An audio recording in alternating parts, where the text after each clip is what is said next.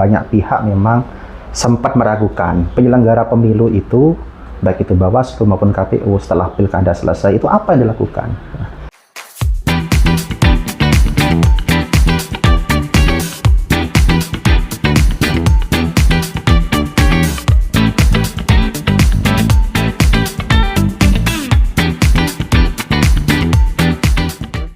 Assalamualaikum warahmatullahi wabarakatuh. Kembali lagi bersama saya Fajar Dwinanda di acara Waskwali Podcast Bawaslu Kota Probolinggo. Nah, pembahasan kita sekarang ini berkaitan dengan pemutahiran data pemilih berkelanjutan. Ingat ya, PDPB itu teman-teman. Jadi begini, kita ini kan sering mendengar pernyataan yang ada di luar sana berkaitan dengan proses pemilu ini. Kita sudah jelas mengetahui secara umum bahwasanya pemilu 2024 atau pemilu kada 2024 itu sudah selesai dilaksanakan. Dan hasil keputusan MK beberapa waktu lalu itu kan juga menyampaikan bahwasanya pemilu nasional itu akan dilaksanakan di tahun 2029 dan pemilu kada itu akan dilaksanakan di tahun 2021. Kira-kira dalam rentang waktu yang cukup lama ini sebenarnya apa sih yang dilakukan sama KPU sama Bawaslu? Nah, kesempatan kali ini saya berikan kepada Mas Budi terlebih dahulu. Kira-kira gimana nih Mas? Makasih Mas Fajar. Memang bukan hanya orang luaran, tapi banyak pihak memang sempat meragukan penyelenggara pemilu itu, baik itu Bawaslu maupun KPU, setelah pilkada selesai itu apa yang dilakukan. Nah, yang perlu orang banyak tahu itu adalah bahwasannya baik KPU maupun Bawaslu banyak hal dilakukan selama non tahapan, karena tahapan pilkada ini kan selesai setelah dipelantikan ya. Pasca pelantikan itu banyak hal yang dilakukan oleh KPU maupun Bawaslu. Di KPU sendiri kita melaksanakan dua kegiatan yang ini secara terus-menerus berkelanjutan sampai pelaksanaan tahapan pemilu berjalan. Pertama adalah yang sesuai tema yang sudah kita bahas, akan kita bahas di sore kali ini, yaitu PDPB. PDPB ini menjadi kegiatan KPU nasional, ya kan? Secara rinci, bahwasanya PDPB ini adalah proses pemutahiran daftar pemilih berkelanjutan yang memang itu kontinu sampai proses tahapan pemilu itu dimulai. Sehingga tahapan pemilu 2029 itu kan dimulai dari tahun 2027. Jadi PDPB ini dimulai dari tahun ini sampai tahun 2027 menjelang dimulainya tahapan pemilu. Itu yang pertama. Yang kedua adalah proses pendidikan politik. Berbicara pendidikan politik kepada masyarakat ini tidak dibatasi oleh waktu dan tempat, sehingga banyak waktu ini yang kita butuhkan untuk mendidik masyarakat bahwasanya bagaimana masyarakat itu menjadi pemilih yang cerdas, baik itu dari segi kemampuannya, baik itu dari segi kapasitasnya, bahkan kalau perlu itu berkaitan dengan integritasnya. Ini penting karena memberikan penyadaran kepada masyarakat ini sangat panjang prosesnya, Mas. Apalagi urusan integritas. Ending dari sebuah pemilu itu adalah bagaimana kita menghasilkan sebuah legitimasi pemilu yang baik. Salah satunya adalah integritas. Integritas itu bukan hanya dari penyelenggara saja, tapi juga adalah dari pemilih. Sama sebenarnya apa yang dilakukan oleh Bawaslu, karena yang dilakukan oleh Bawaslu ini juga melakukan pengawasan yang menjadi setiap tahapan. Nah, sekarang pada masa non tahapan. Namun ada perintah KPU RI untuk melakukan pemutahiran data pemilih berkelanjutan. Nah, hal ini yang juga menjadi disambut dengan tugas oleh Bawaslu dengan melakukan pengawasan yang dilakukan oleh KPU sesuai surat edaran dari Ketua Bawaslu RI. Nah, apa yang dilakukan oleh KPU sudah kami sambut dengan baik juga, dan kami juga langsung melakukan pengawasan secara langsung. Nah, kita ketika KPU melakukan pendataan, kami langsung mengawasi langsung dan mendampingi langsung KPU ke stakeholder dan instansi terkait. Nah, untuk selanjutnya kita masuk ke sisi yang kedua nih. Ini adalah acara inti terkait dengan tema yang kita bahas pada kesempatan kali ini. Oke, biar lebih relax nih, saya persilakan diri nih untuk para narasumber untuk menyampaikannya terlebih dahulu. Oke, pembahasannya nanti lebih menarik. Luar biasa ini yang memang terima kasih. Terima kasih Mas Ini kopi Fajar. beneran loh ya, bukan kopi bohongan ini. Oke, kita lanjut lagi. Kalau berbicara berkaitan dengan pemutahiran data pemilih berkelanjutan ini pasti juga berbicara berkaitan dengan dasar kegiatan tersebut. Nah, yang perlu saya tanyakan nih, saya beri informasi kepada KPU Kota Probolinggo. Untuk PPDB kali ini itu kan sudah diatur di PKPU nomor 1 tahun 2025 terkait dengan pemutahiran data pemilih.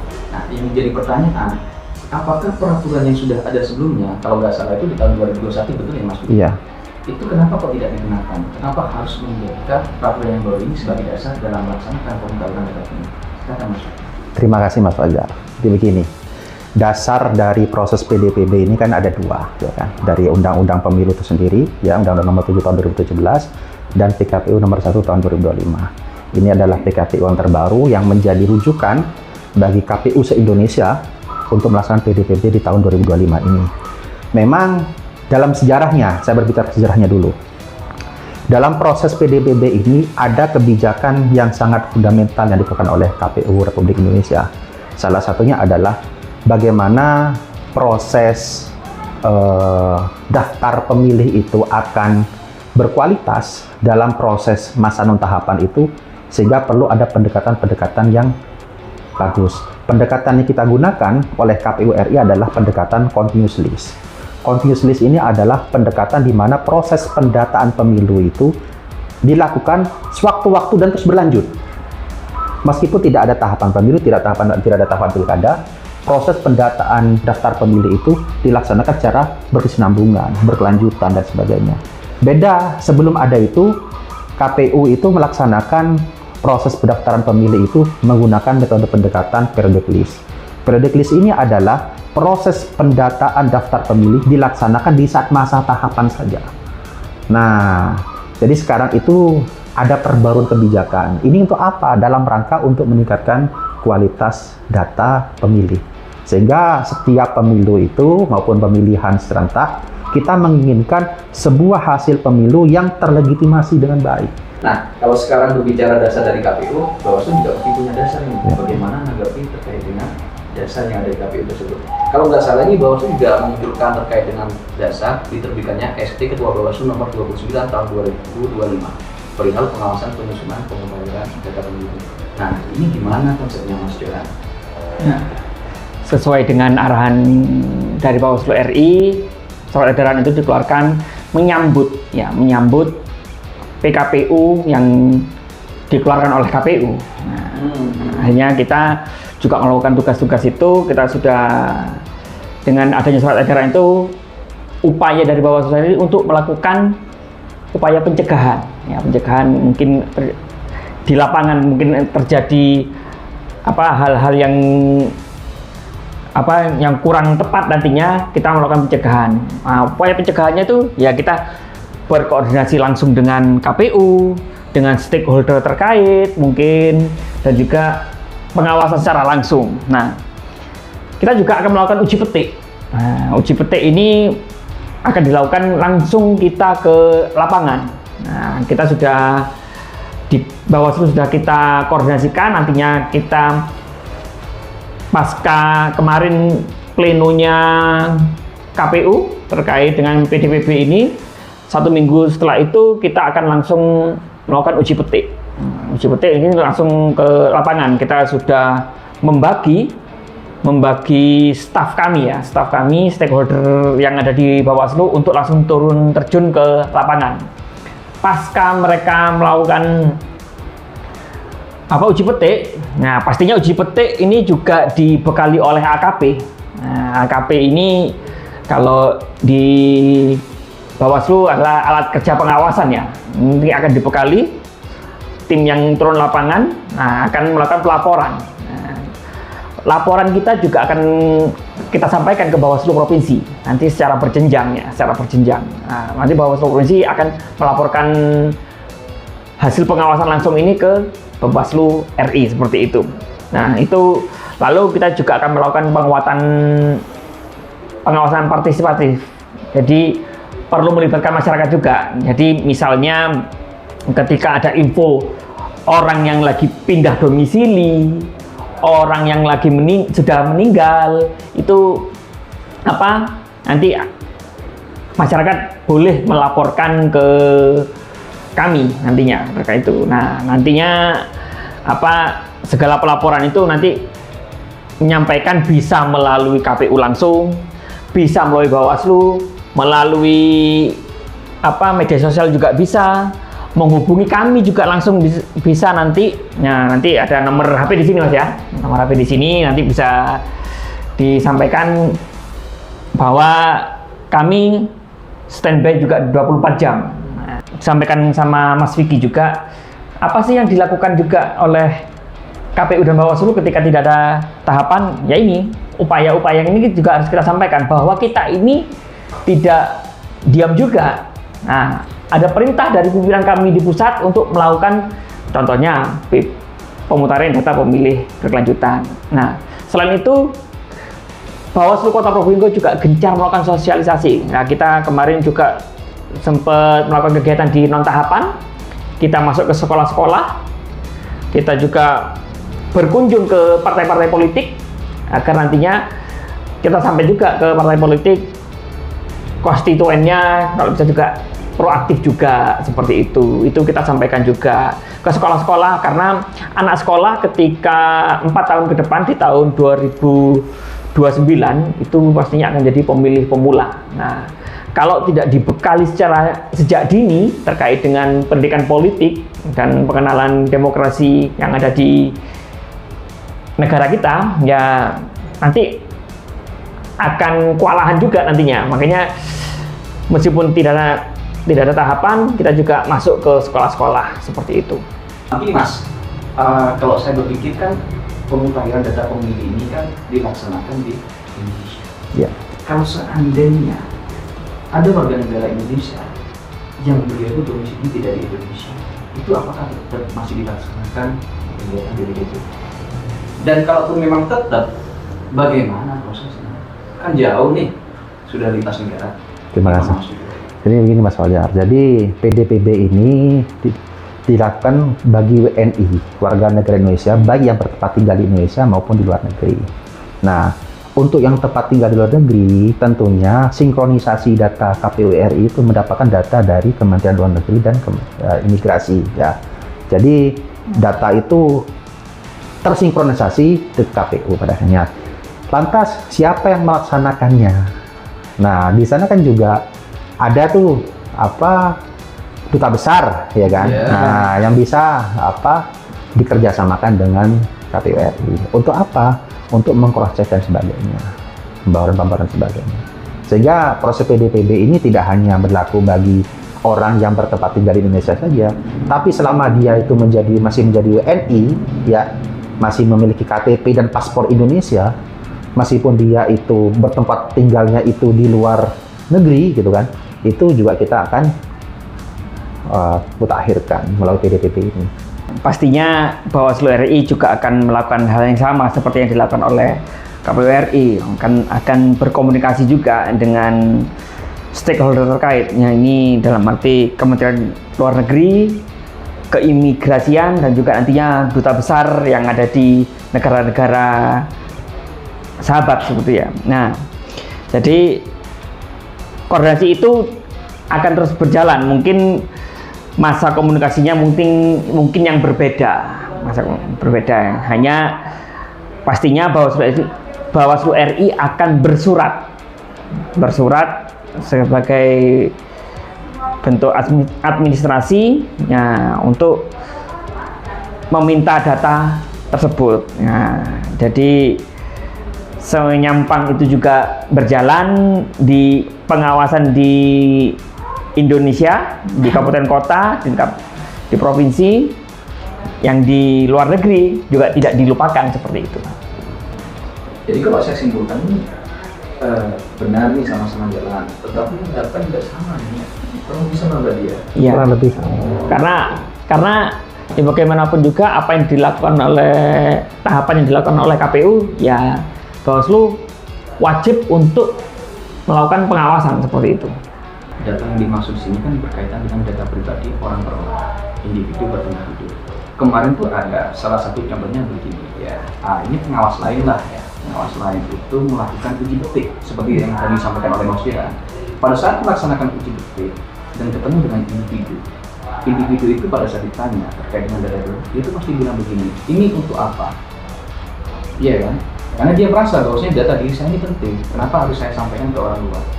Nah, Bawaslu ini sudah pakai ID card, sudah pakai surat tugas, tapi namanya person per person ini kan semua tidak bisa menerima dengan bersama kan? Yang jadi pertanyaan begini, apakah data yang nanti itu didapatkan oleh KPU maupun Bawaslu pada saat di lapangan itu bisa dilindungi dengan baik? Itu kan bagaimana bahwa individunya juga pasti berpikir, ini nanti data saya dibawa kemana? Takutnya nanti ini dibuat pinjol, ya kan? Itu gimana nanggepinnya? Coba kalau di Mas Vicky, Mas. Nah, jadi begini Mas Fajar, dalam proses PDPB ini di PKPU nomor 1 tahun 2025 itu sudah diatur bagaimana dalam proses pendataan data yang kita dapatkan dari KPU RI ini kita harus menjaga amanah dan tanggung jawab itu dengan melihat dan mengingat perlindungan data pribadi dari masyarakat itu, sehingga kita tidak mudah mengumbar data-data masyarakat itu. Karena apa? Data yang kami miliki itu sangat lengkap elemen datanya, dari RT RW-nya, dari NIK-nya, dari data KK-nya. Kalau itu diumbar, sangat rawan itu akan digunakan oleh masyarakat yang tidak bertanggung jawab padanya, oleh oknum-oknum tertentu. Bisa pinjol, bisa hal-hal yang lain dan sebagainya. Ini sangat rawan. Sehingga perlindungan data pribadi ini menjadi pegang baik kami dalam menjaga kerahasiaan dan privasi masyarakat. Nah, sehingga kedepannya, Mas Fajar, baik itu kita memberikan pengumuman kepada masyarakat terkait dengan daftar-daftar pemilih dan sebagainya, itu hanya elemen-elemen tertentu saja yang kita tampilkan, nama, alamat dan sebagainya. Tidak sampai NIK, NKK dan sebagainya. Itu apa? Khawatir tadi itu keprivasian masyarakat itu tidak lagi terjamin pada akhirnya. Mudah sekali disalahgunakan oleh banyak orang.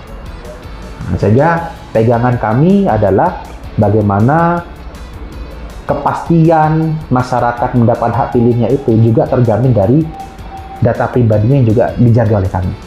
Begitu saja. Oke. Ini berkaitan dengan penjagaan data itu sudah jelas diatur ya. Iya. Jadi aman sobat-sobat Bawaslu, tugas yang disampaikan oleh perwakilan dari KPU ini, jangan ragu-ragu nanti kalau seandainya ada perwakilan dari Bawaslu pada saat melaksanakan uji petik ya, karena dijamin data sahabat-sahabat semua pasti aman. Betul? Iya. Ya, kami pun sesuai undang-undang juga akan tetap menjaga kerahasiaan data pribadi dari masyarakat agar karena itu haknya masyarakat untuk dilindungi datanya. Nah, kita pun ketika melakukan uji petik kita juga akan langsung berkirim surat juga ke Pak Camat, ke Pak Lurah.